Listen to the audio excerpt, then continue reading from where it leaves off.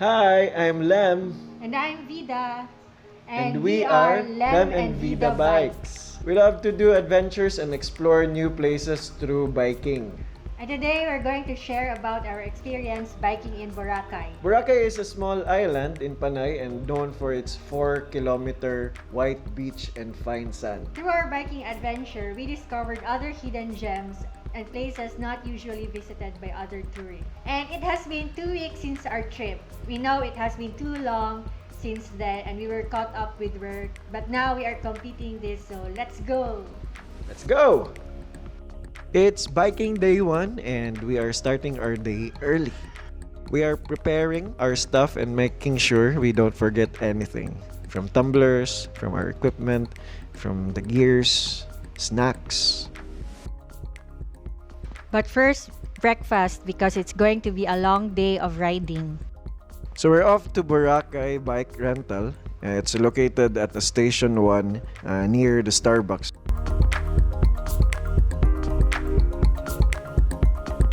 There's a little alley beside Fish Divers Souvenir Shop. Take the turn there, and there are the bikes.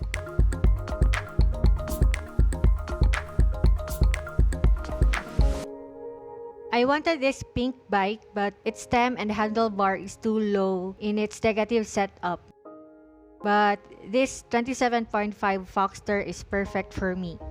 Then I choose this 29er 2-seek Brandon, and I'm excited for it. It's the first time that I'll be using a gravel bike. And then we installed our saddlebags.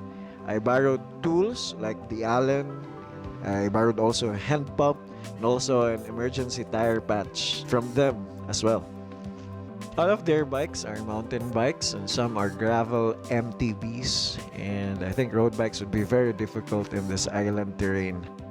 So the rate for their whole day bike rental is 800 pesos, and for the half day is 500 pesos. For the day, we're renting the bikes for the whole day. So we headed northwest of the island to see Cujo's Keyhole, but going there, you need to pass through this new development area in Boracay, which they call as Boracay Newcoast. We did not know what to expect biking in Newcoast, so I was surprised that there were a lot of inclines here. If you also want to go biking in Boracay, you need to prepare physically. That means you need to do HIIT and uphill training. Just make sure you are physically fit to bike. You will be facing lots of ascents and the heat of the sun. We did a stopover at this spot and we rest for a while and enjoyed the scenery here. And at the eastern part, you can now see the Keyhole and the seascapes of Ilig-iligan. Follow us on Instagram to check out our photos.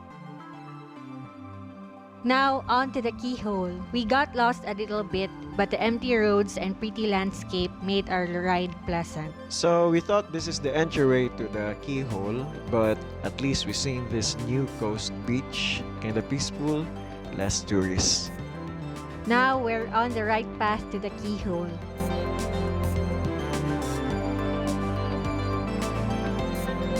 The rock formation is indeed amazing.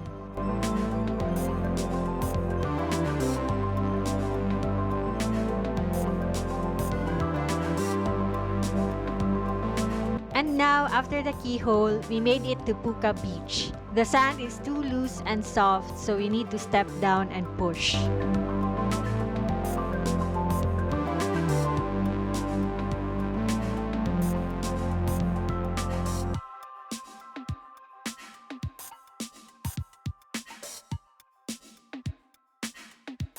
Since it's too hot in the day, we needed to wait later in the afternoon to continue biking.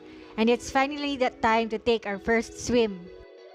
Our jerseys are so drenched in sweat, we had to let them dry out, and of course in true bikepacking fashion.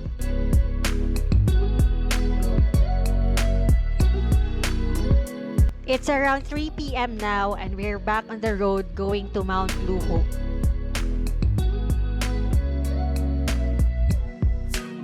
So we're now heading to Boracay's highest peak point, Mount Luho, at 330 feet above sea level. Needs 6 steep climbs reaching to the top, but fortunately the viewing deck was closed for public after the rehabilitation. So locals said that the Mount Luho was declared as protected forest lands, which built structures and public access were prohibited. The view from the view deck would have been spectacular, but this is definitely a case of enjoying the journey more than the destination. Here comes the fun part, the descent.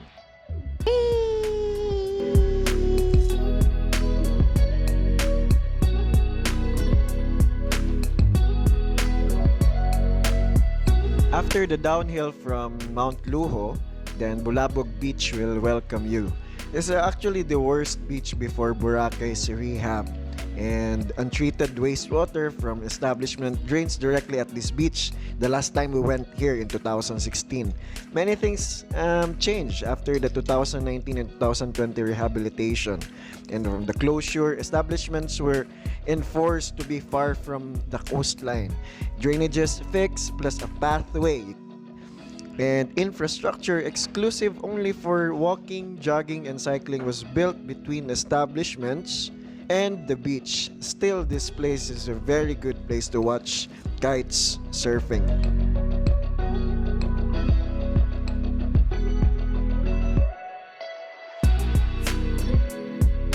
So going south after Bulabog Beach, here comes the mangrove wetlands in Lugutan. These were once wastelands before.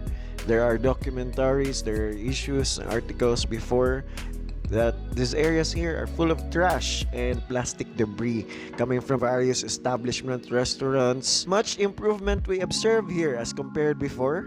Construction of the viewing decks and boardwalks. There are now treatment facilities. Communities are doing mass cleanup and mangrove rehabilitation. The Mangrove Park was our last stop for the day, and we were going back to Station 1 to return the bikes. But we took a wrong turn and ended up in Tambisaan Beach.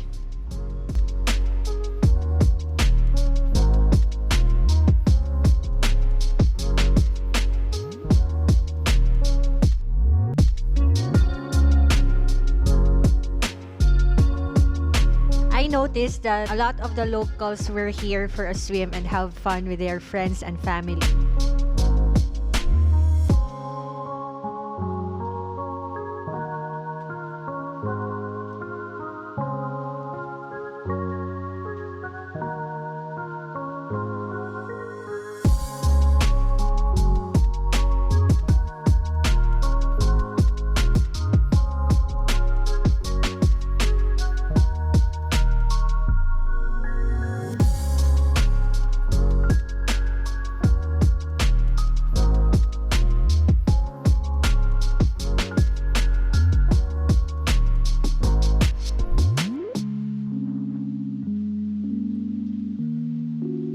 It's finally dinner time and we're famished after burning around 4,000 calories for the whole day of riding.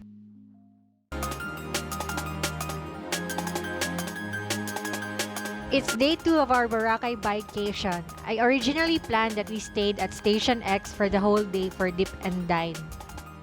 But we thought, why stay in a pool when there are gorgeous beaches outside and places still unexplored? So bike day 2 it is. We rented the bikes half day for this time. Truly, the best beaches comes after the hardest climbs. We're so glad we decided to bike for the second time and see this hidden gem of a beach.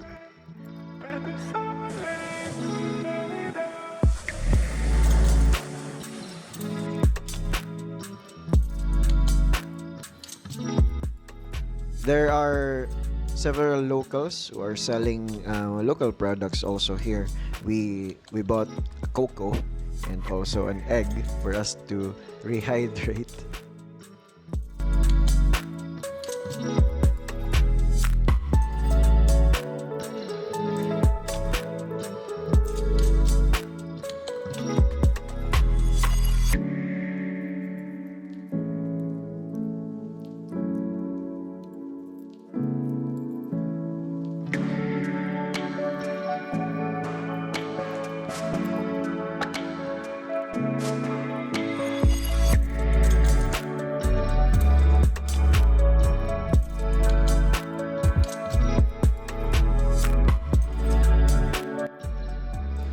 This is my favorite beach in all of Boracay.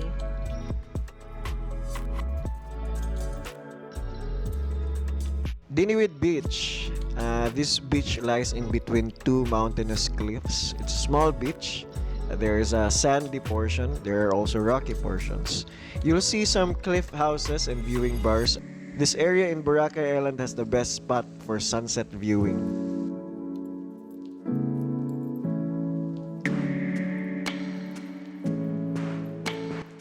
Now we're back near White Beach and our last stop is Mary's Keyhole.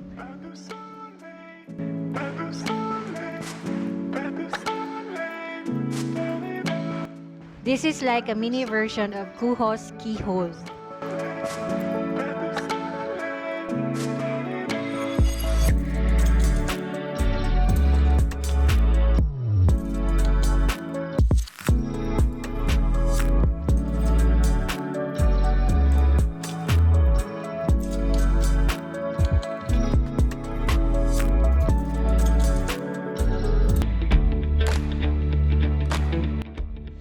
We burned around 6,000 calories and our total travel time is 15 hours and the distance we covered is 46.76 kilometers. Okay, so we can't underestimate Boracay. Yes, it's a small island, but it comes with a lot of tricky cuts and contours, and it is really essential. It's really needed. I mean, prior training and bike experience, come on, these are really essential. You need to really prepare for it. But there are also easier routes if you can do easier planning in the island, especially at the southern portion of Boracay, the White Beach area, the stations, some areas in Bulabog, Manok-Manok at South. These are in flat terrain and it's easy. But the challenging areas are at the north. If you want to go to Puka Beach, Ilig-iligan, the Bat Cave, the Keyhole, and even Diniwid Beach. I mean, this really requires a lot of endurance and physical training. For me, biking in Boracay is a respectable way to see and experience the place. You spend lesser carbon footprint and you really get to see and feel the island, see the faces of the locals, and not just say you love Boracay because you spent 3 days only at White Beach.